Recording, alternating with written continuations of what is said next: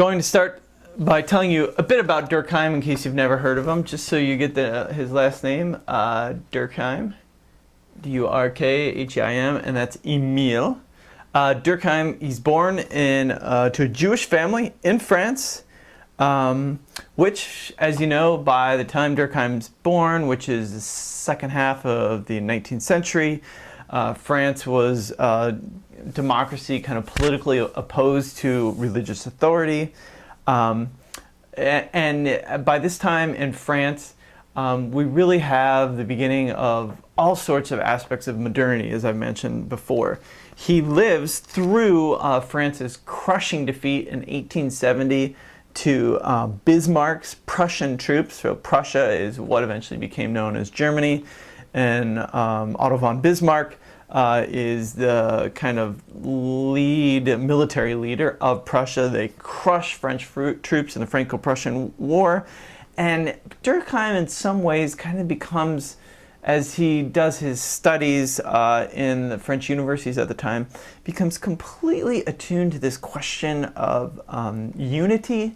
What causes a society to stay together? And of course he's attuned to this because France has just been humiliated, quickly defeated by the Prussian army in 1870.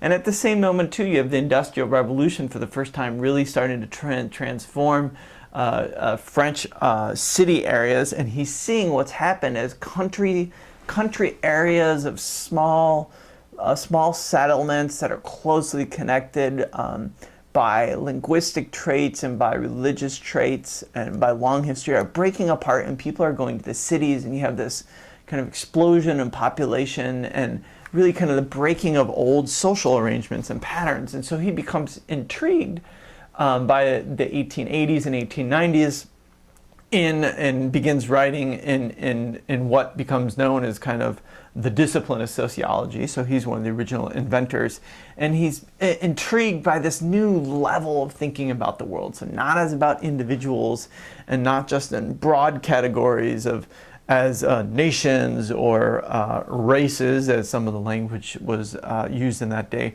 but is thinking about societies. Now, he would often think in terms of his own kind of national level society of France, but that was always as a way to get him to thinking about larger social processes in general.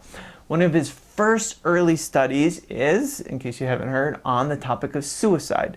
Now you might think to yourselves, why pick such a morbid topic?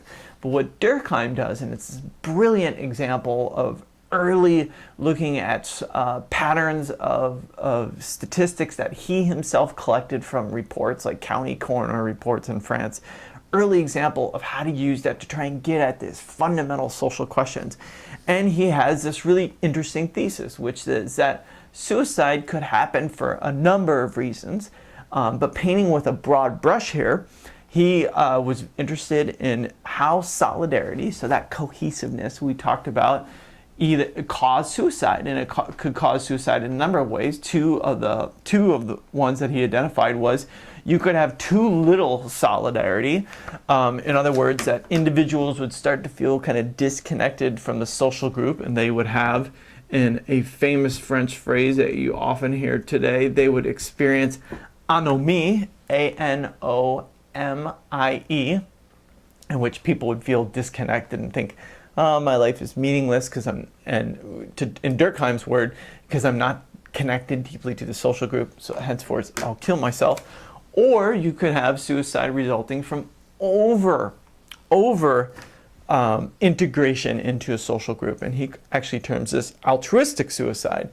So you have the killing of oneself because they've actually lost total sense of self and are part of the group, and they see that the group is suffering, or there's their death will help the group because there's a food shortage or something like this. He has examples of this. So he uses suicide as a way to think about this kind of crucial processes of society. And then by the early 1900s, he pens what is really his classic, his great work called The Elementary Forms of Religious Life. I know, really interesting title. And in fact, it actually is an incredibly interesting book. It's about that thick, and if any of you go on to do graduate studies in sociology, you'll have the distinct pleasure of reading it. And actually, in reading it, you'll realize that it actually is a distinct pleasure because it's one of the most provocative, thought-provoking works of sociology ever written. So here's what Durkheim was up to in that book. He decides to look at what he calls primitive societies. These are mostly Aboriginal reports on Aboriginal communities that are emerging from colonists and missionaries that have been in Australia in the 19th century. And he's reading these, and he thinks by looking at these, what he calls primitive societies, we can get a sense of what are the elementary devices, elementary forms that keep religious life together. Now, I should note, Durkheim was of the view that in France, the world he was living in, religion seemed to be retreating in the face of modernity. So where religious authority and religious calendar cycles and religious ideas seemed to be a part of everything in the 15, 16, 1700s France, by the time 1900 rolls around, religion seems to be retreating in the face of modernity.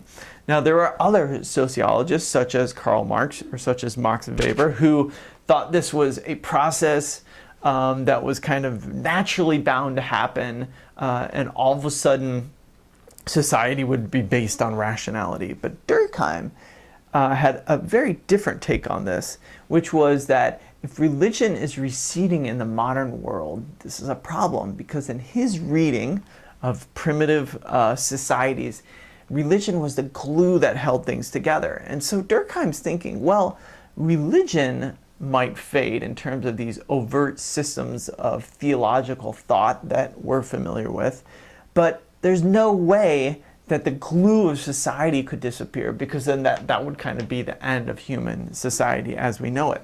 So he thought, well, if I study religious dynamics and how these primitive societies, how religion function in those societies, then I will be able to have a sense of what solidarity will look like in a non-religious world of modernity. So he's thinking of religion as a system of producing and maintaining moral order. And if it's fading away in the modern world, if you can understand it, he thinks, then you can help the modern world to try and figure out the glue, the solidarity that will hold it together. Now, we could have a long debate about whether he and all these other sociologists were right about the receding of religion in the modern world. They were actually wrong, as we know well, and I teach a whole course on that, but for now, just roll with me here. And one of the components of religion that he identified by studying these transcriptions of these Aboriginal groups was something he called collective representations. I'm going to abbreviate collective here for you. Collective representations. So Durkheim, in his book Elementary Forms of Religious Life, would write about, wow, all these Aboriginal societies, they seem to have things which he called totems, but are really basically markings on people's bodies. So he would say, wow, there's this one tribe up near Sydney, where the Olympics were, and they've got a turtle on their body. And wow, there's this other tribe over here that has, you know what, they've got an eagle on their body. And he said, there seems to be something to this. Now, in case you haven't figured out from my art skills yet, this is a turtle, this is an eagle. And he's looking at these, and he goes, what are those about? Why are these appearing on people's bodies? And then why do they seem to have them stamped onto their pottery? Or why are they on their clothing? And then why do these people name themselves and their tribes after these totems, after these symbols?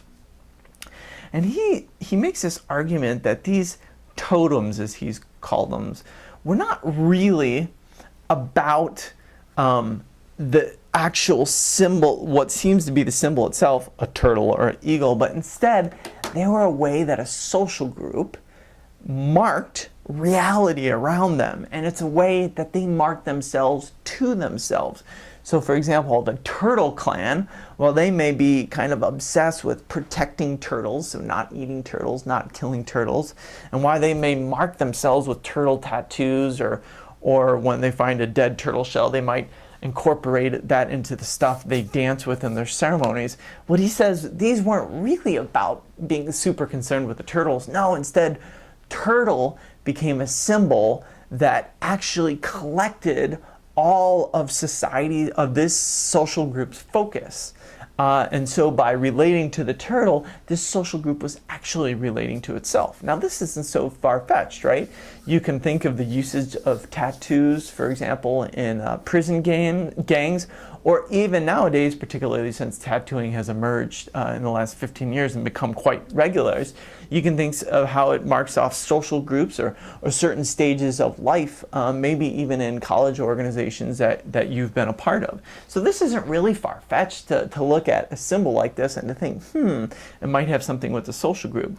But then he takes this argument a step further and he says, well, the actual connections that these Aboriginal tribes came up with between the symbols and places out in the natural world around them, or the connections between the symbols and each other, say the turtle god and themselves, actually, according to Durkheim, this begins to be the basis of the way we think about the world. So what he's claiming is that society the Turtle Clan has projected itself into the world around it, onto this turtle, and marked itself and the world with these turtle markings.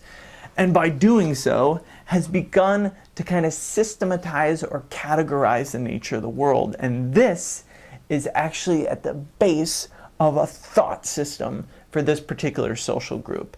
And by extension, eventually, in our own complex world, becomes the basis of thought. So let me say a little bit more about this. Durkheim was concerned, as I've mentioned before, that we would think that thought categories came from on high, like Plato thought that the pure forms existed out there for all of eternity, or he's concerned that individuals would think that they came up with concepts themselves that had never been thought before. But Durkheim was of the idea that the way we think about the social world actually comes from us. It comes from society in itself. And so he, in looking at societies, like these Aboriginal societies, he called them primitive. And he said that they had, in his terms, mechanical solidarity. In other words, everybody in this small tribe, they all knew each other. They were all united together all the time. They did everything together. And they were exchangeable. If one of them died, everybody else knew how to go get water, how to kill an antelope for skin, and how to make a fire. So everybody nobody was distinct. And so they were all kind of mechanical parts that could be substituted one for the other in the life of society. But Durkheim says, by the time he's living, we have what he calls organic society. And in organic society, characterized by organic solidarity, society has become complex. Groups have separated into this division of labor. So we don't all do the same thing. We have different roles. We become, especially as we live in cities, we become anonymous with each other. So we could pass by somebody on our way to class at the U of A and not have any idea who they are or what they do. And we become more individual. So we have more sense of ourselves as separate individuals. And he says in these societies, they develop more complex ways of thinking about the world. So his argument here is in these primitive turtle societies, they have very kind of simple ways of thinking about the world. They divide the world according to what they see of themselves. So we're the Turtle Clan and over there is the Antelope Clan. Well, that just means there's two main forces in the world, and so therefore everything is divided simply in terms of the way they think about the social world. But in this much more complex world, where organic solidarity rules the day, thought systems become much more complex.